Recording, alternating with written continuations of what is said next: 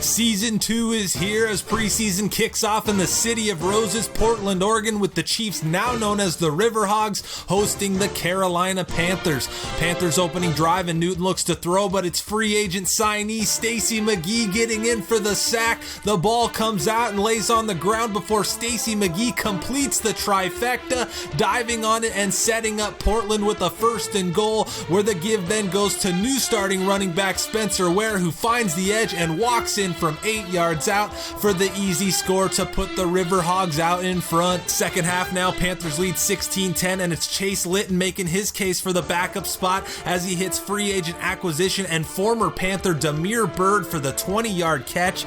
And 2 plays later, it's Litton with the play fake and going back to Bird as he threads the needle down the seam right over Deshaun Gilberry's head for the 38-yard touchdown pass to put the River Hogs up by 1. Gilberry would get his revenge though, as with 4.5 minutes to go and up by 3, rookie quarterback Jordan Barnett throws it right to him for the interception, setting up another Panthers score. River Hogs still fighting for a meaningless win though, as Lavon Coleman takes it in from 4 yards out with 1:37 to go. They would not get the onside but would get the ball back, and with one last chance, Jordan Barnett looks to throw, has to go to the end zone, but it falls incomplete, and the River Hogs lose 33-27 as Andy Reid looks at his menu and says, "What the hell is quinoa souffle? God damn it, I miss Kansas City already." On to week 2 in a wet Miami, where in the first quarter, Patrick Mahomes hooks up with old friend and new River Hog Albert Wilson for 24 yards to set up 1st and goal. Then on 3rd and goal, Mahomes is going to find Travis Kelce in the back of the end zone for the 4-yard score. And when we say the back of the end zone, we mean the back of the end zone, as he walks through a wall right into the crowd for his celebration. Second quarter now, Dolphins up 14-7 and driving when Ryan Tannehill dumps it off to former Chiefs/River Hogs fullback Anthony Sherman, who gets lit up by Kendall Fuller and fumbles the ball. Anthony Hitchens picks it up, picks up a block, and is up the sideline, but doesn't quite have the speed, but does have the aid of a terrible arcadey game mechanic, as he wins not 1 but 2 tackle battles, draining him of energy as he collapses dead in the end zone before rising like a phoenix from the ashes to celebrate his 86-yard fumble return that ties the game up at 14 apiece. Then later in the second, still tied at 14 and out of the 2-minute warning, Tannehill throws, but it's rookie 2nd-round pick Jatavis Spearman with the leaping interception. However, Portland would come away with nothing, and we'd head into half tied at 14. Second half now, and down 7, it's the River Hogs' other 2nd-round pick getting into the mix as Chase Litton hits Long Winborn for a 15-yard catch. Then on 3rd down, it's Litton going back to Winborn for 9 more to move the chains and set up 1st and goal, where 3 plays later, Litton hits Winborn on the slant for the 4-yard touchdown, and once again the game is tied, this time at 21. Then just a couple minutes later, Portland back with the ball, and Litton hits Winborn on the curl, who avoids a tackler and hits open field, taking it 42 yards down to the Dolphin 15. And then just over a minute into the 4th, Litton finds tight end Alex Ellis for the 4-yard touchdown, and the River Hogs go up by 7.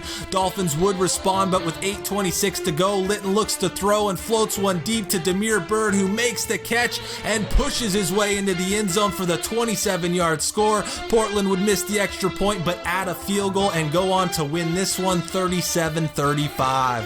And we move on to the location of Season 1 Super Bowl in Atlanta, where the Patriots defeated the Eagles last season and where the Falcons host the River Hogs in the game usually treated as the regular season dry run. Falcons rookie tight end Lamar Henry ready for action, and he'd have an excellent learning opportunity getting to watch All-Pro Travis Kelce, who makes the 12-yard first quarter catch here from Patrick Mahomes. And later in the drive on 1st and 10 from the 11, it's Mahomes to the 2nd tight end free agent signing Ricky Seals-Jones for the 11-yard score as Portland takes the early 7-0 lead. But then at the end of the first, 3rd and 6, Matt Ryan throws out to Julio Jones, who tiptoes the sideline, makes a devastating spin move to avoid 2 defenders, and is off to the races for the 55-yard score, and the disrespect, dropping the ball on former St. Ken Crawley, and we're tied at 7. River Hogs would respond as just over midfield, Mahomes play fakes and rolls to his right before firing a laser to Tyreek Hill, who takes it right to the pylon but is marked down just inside the 1,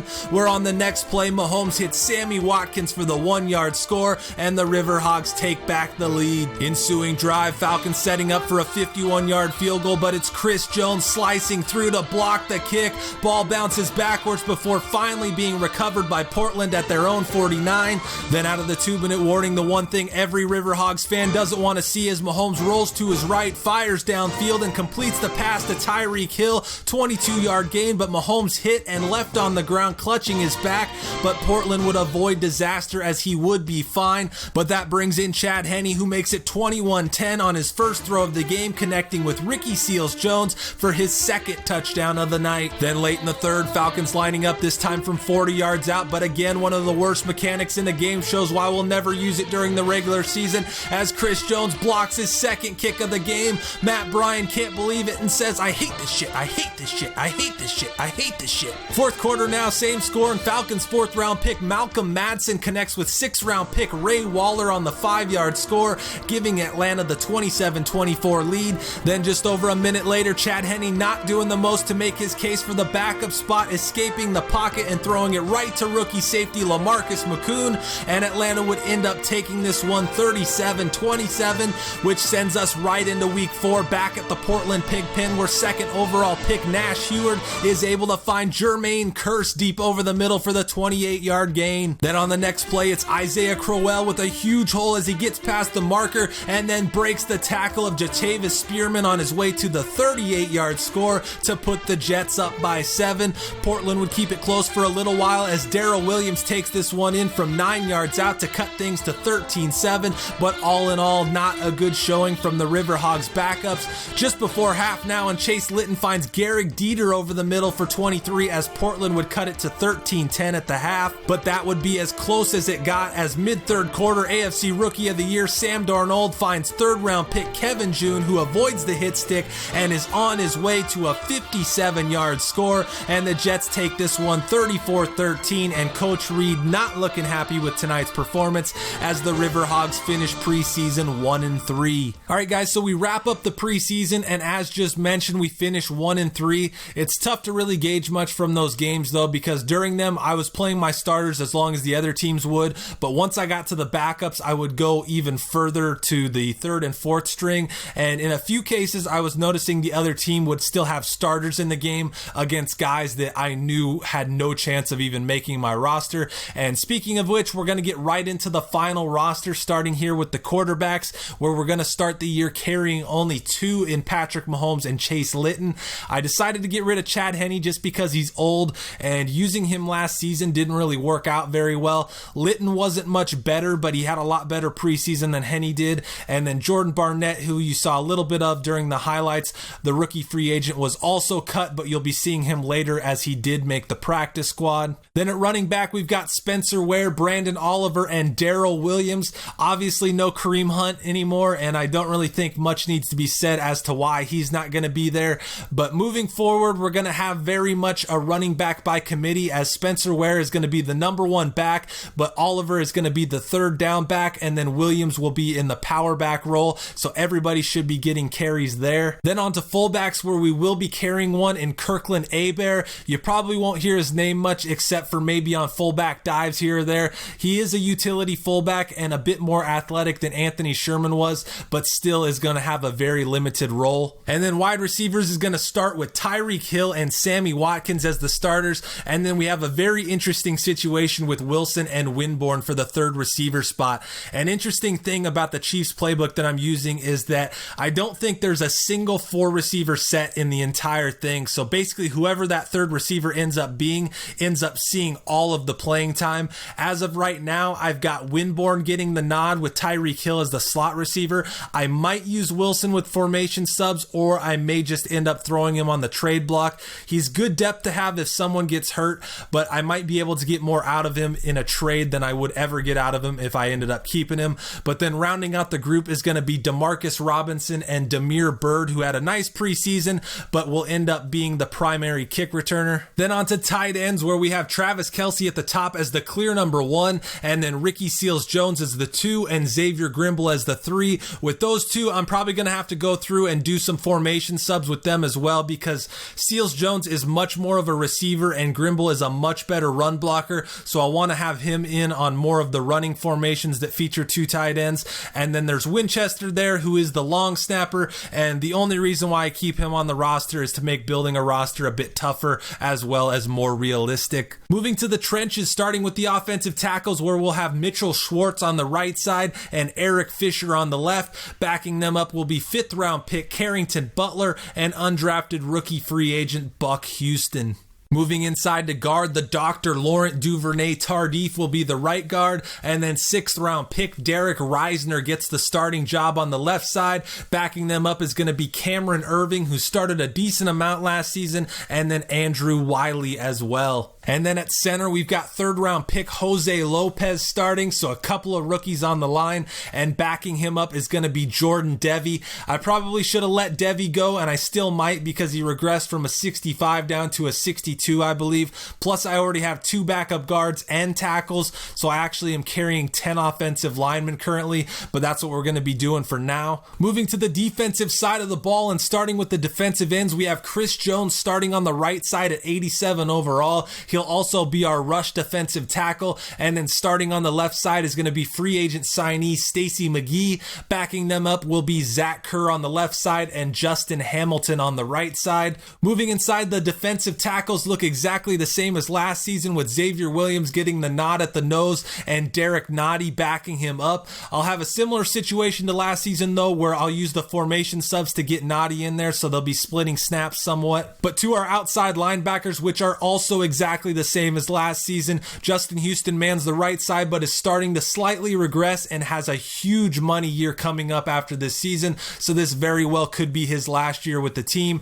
D Ford starts on the other side, and that's mainly just because I like his skill set a lot more than his backup Breland Speaks, and then Tano Passanio backs up Houston on the right side. Moving inside at linebacker, we have Anthony Hitchens starting with Reggie Ragland also playing in the middle in 3-4 situations. Behind them is Yukime Eligwe and last season's 3rd round pick Dorian O'Daniel, who will also be the 2nd sub linebacker behind Anthony Hitchens. And at corner, Kendall Fuller is the number 1 guy, while free agent signing Ken Crawley will play opposite him in base personnel. Once we go to nickel or dime though, Steven Nelson will come in and play outside, and Kendall Fuller will move inside to be the slot corner. This is something that I'm going to monitor as the season progresses though, and if Nelson keeps getting burned, I might just move Fuller back outside and either move rookie DeMarcus Morgan into the slot or keep Nelson there. But then behind them is going to be Tremont Smith, who will also be serving as the secondary kick returner. We're going to be carrying 6 safeties this season, starting with Eric Berry, who will be the starting strong safety, and then 1st round draft pick DeAndre McCray is going to be the 2nd strong safety that spends the vast majority of his time in the box and covering tight ends. Fellow rookie Jatavis Spearman is the starting free safety, taking the place of Ron Parker. Then behind those 3 is going to be Daniel Sorensen, who spent all of last season on IR, Armani Watts, who I don't think got much, if any, playing time last season, and then Jordan Lucas, who saw some limited action last year in that 2nd strong safety role. And then at kicker and punter, we have Harrison Butker, who I'd say is a good kicker, but the reality is that it doesn't really matter who the kicker is. I'm going to make everything anyway. And then punting the ball, we have Dustin Colquitt, who enters his 15th year in the league after being taken in the 3rd round of the 2005 draft. As for the practice squad, we have a number of undrafted rookie free agents, starting with Mitchell Wentworth, who in certain years definitely could have made the roster, but the numbers were against him this season. Crosby Brookins is a man-to-man corner out of Ohio that was in the free agent pool. Kevin Newman was added as some insurance for any injury that might occur at running back. Jordan Barnett played pretty well during the preseason, and I thought about him being the backup, but given that he's got a year or 2 that's eligible for the practice squad, we're going to keep him there for now and go with Litton.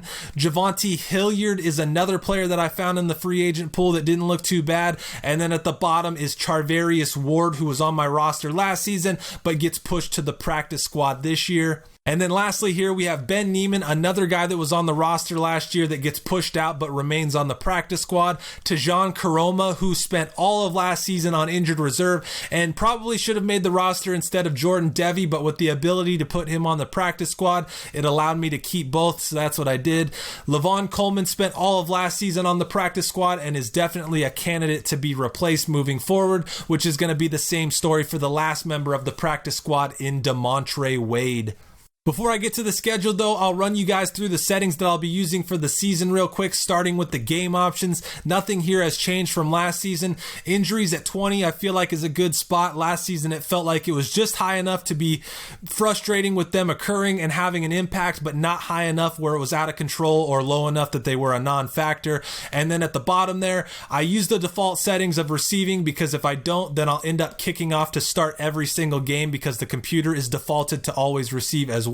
Looking at gameplay sliders though, they're very similar to what I used last season. I did take user run blocking from 60 down to 50, which has felt like a really good spot right now, but I'm not sure preseason is a good indicator, but I know that by the end of last season, 60 was just way too high. Other than that though, everything stays the same for the user. And then on the CPU side, the only thing that I changed was bumping CPU tackling up to 45 to avoid some of those crazy plays where I'd break 3, 4, or 5 tackles with one guy. I could have made more changes, but I was getting good games on the set that I was using last season, so I don't want to shake things up too much and put myself in a bad spot, so that's what we're going to be running with. As for the penalty sliders, there's going to be no changes made to these. They are different than the ones that I started last season with, but that's because I had to make mid-season changes to the block in the back and face mask penalties last year. I debated on just taking everything back down to 50, but I would rather have some penalties as opposed to basically none. And then for XP sliders, they will also be the same as last season. I was using TDAWG'S XP sliders and I was happy with the amount of progression I had for players and nothing seemed out of sorts, so we'll be using those again moving forward. If you want to copy these, just pause the video now or head to the link in the description to find them there. And then to wrap up the video, I'm going to run you through the schedule for the year real quick, where next video we start things out on the road in Minnesota against the Vikings, who finished last season 9-7 but did not make the playoffs. Following that game, we come home for our first games at the Portland Pigpen with the home opener against the Raiders, followed by another division game against the Chargers. Then we head back on the road and travel to Houston to play the Texans, who finished 7-9 last season, before coming right back to Portland to play 3 straight home games against the Titans, who made the AFC Championship, the Dolphins, who finished 7-9, and the Bears, who finished 8-8. And then after playing 5 of 6 at home, we head on the road for back-to-back divisional games, starting with our first meeting with the defending AFC West champ Broncos, followed by our bye week, and then a trip to Oakland for the second meeting with the Raiders. After that, it's back home for back-to-back home games against the Colts, who finished 4-11-1 last season, and then our second meeting with the Broncos, who we played 2 wild games against last season.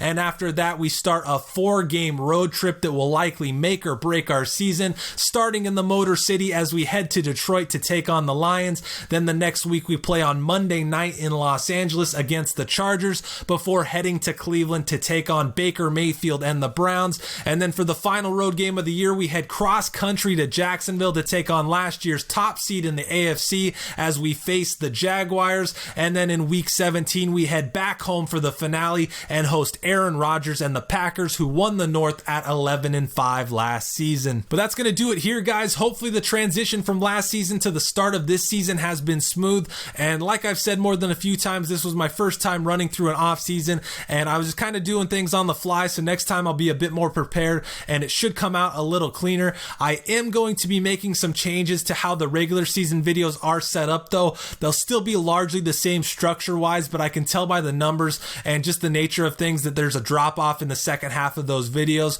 So I do have some things planned to try and condense some of that information without really sacrificing it. So I'll still be covering the same stuff, just hopefully in a more efficient manner, which is also going to allow me to get a bit more into the team side of things like scouting and roster moves and such. But I appreciate you guys taking the time to tune in for this preseason video. And if you have any questions about the sliders or any options that I didn't show, just let me know in the comments. Join me next video as we kick off the regular season with a tough test against the Vikings. But until then, thanks for watching.